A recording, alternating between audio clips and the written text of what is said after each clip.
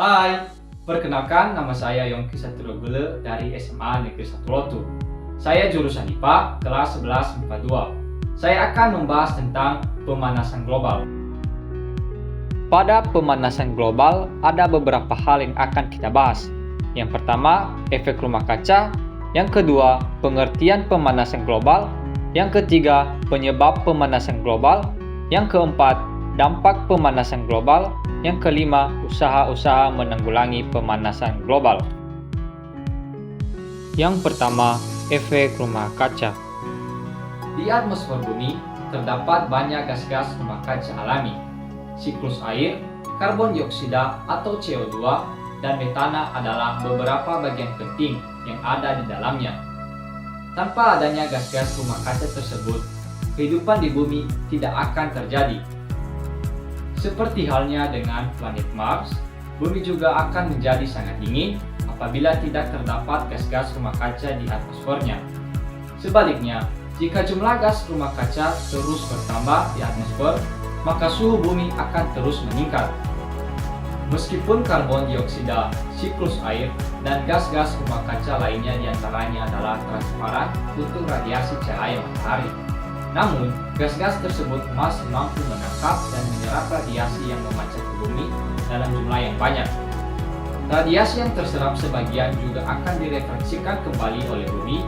Pada keadaan normal, jumlah radiasi panas yang diserap dengan yang direfleksikan kembali sama. Saat ini, semakin tingginya polusi udara menyebabkan efek rumah kaca berubah. Efek rumah kaca adalah proses pemanasan alami yang terjadi ketika gas-gas rumah kaca di atmosfer bumi merangkap radiasi panas dari bumi. Prosesnya yaitu, ketika radiasi sinar mengenai permukaan bumi, maka akan menyebabkan bumi menjadi panas. Radiasi panas bumi akan dipancarkan lagi ke atmosfer. Panas yang kembali dipantulkan oleh bumi terhalang oleh polutan-polutan udara sehingga terperangkap dan dipantulkan kembali ke bumi.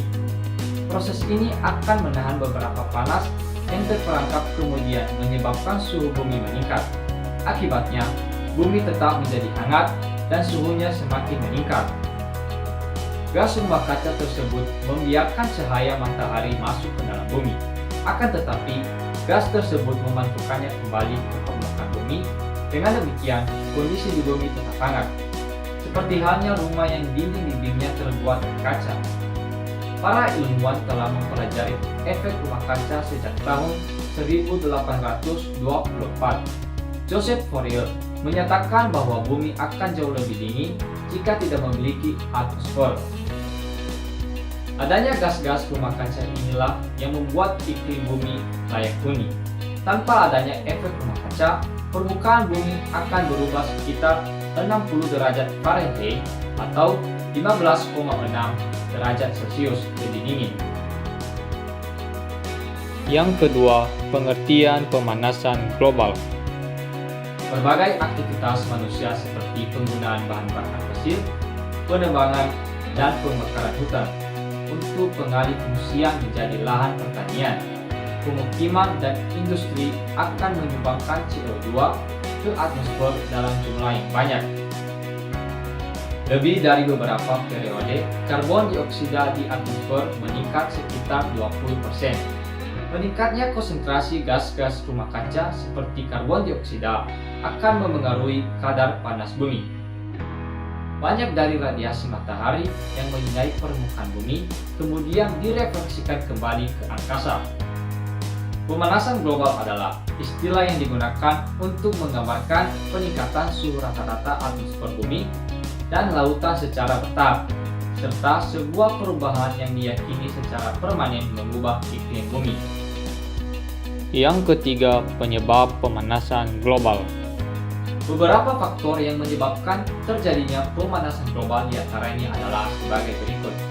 Yang pertama, emisi karbon dioksida yang berasal dari pembakaran bahan bakar fosil sebagai pembangkit tenaga listrik. Yang kedua, emisi karbon dioksida yang berasal dari pembakaran gas lain sebagai bahan bakar alat transportasi. Yang ketiga, emisi metana dari hewan, lahan pertanian, dan dari dasar laut. Yang keempat, deforestation atau penebangan liar yang disertai dengan pembakaran lahan hutan. Yang kelima, penggunaan klorofluorokarbon atau CPCS dalam refrigerator atau pendingin. Yang keenam, meningkatnya penggunaan pupuk kimia dalam pertanian. Yang keempat, dampak pemanasan global. Konsekuensi dari perubahan gas rumah kaca di atmosfer sulit diprediksi, tetapi beberapa dampak yang telah nampak sebagai berikut. Yang pertama, temperatur bumi menjadi semakin tinggi. Di beberapa wilayah mungkin temperaturnya menjadi lebih tinggi dan wilayah lainnya mungkin tidak. Yang kedua, tingginya temperatur bumi dapat menyebabkan lebih banyak penguapan dan curah hujan secara berkeseluruhan. Tetapi masing-masing wilayah akan bervariasi. Beberapa menjadi basah dan bagian lainnya kering. Yang ketiga, mencairnya glasier yang menyebabkan kadar air laut meningkat. Begitu pula dengan daratan pantai yang landai. Lama-kelamaan akan mengalami peningkatan akibat pengenangan air. Nomor 4, hilangnya terumbu karang. Sebuah laporan tentang terumbu karang yang dinyatakan bahwa dalam kondisi terburuk, populasi karang akan hilang pada tahun 2100 karena meningkatnya suhu dan pengasaman laut.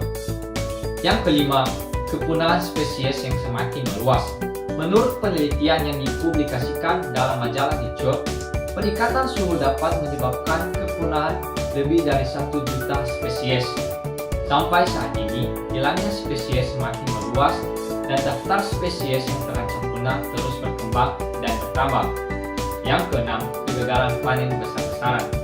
Menurut penelitian terbaru, terdapat 90% kemungkinan 3 miliar orang di seluruh dunia harus memilih di antara pergi bersama keluarganya ke tempat yang beriklim baik atau kelaparan akibat perubahan iklim dalam kurun waktu 100 tahun.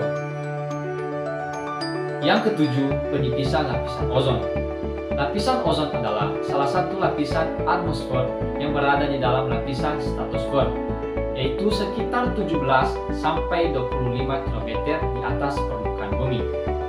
Lapisan inilah yang melindungi bumi dari bahaya radiasi ultraviolet. Berdasarkan pengamatan satelit, diketahui bahwa lapisan ozon secara berangsur-angsur mengalami penipisan sejak pertengahan tahun 1970. Yang kelima, usaha-usaha menanggulangi pemanasan global. Beberapa usaha yang dapat dilakukan untuk menanggulangi pemanasan global diantaranya sebagai berikut. Yang pertama, menggunakan energi terbarukan dan mengurangi penggunaan batu bara, gasolin, kayu, dan bahan bakar organik lainnya. Yang kedua, meningkatkan efisiensi bahan bakar kendaraan.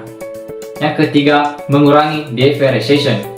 Yang keempat, mengurangi penggunaan produk-produk yang mengandung klorofluorokarbon atau CPCS dengan menggunakan produk-produk yang ramah lingkungan. Yang kelima, mendukung dan turut serta pada kegiatan penghijauan. Sekian dari pembahasan materi tentang pemanasan global. Jangan lupa like, komen, share, dan subscribe.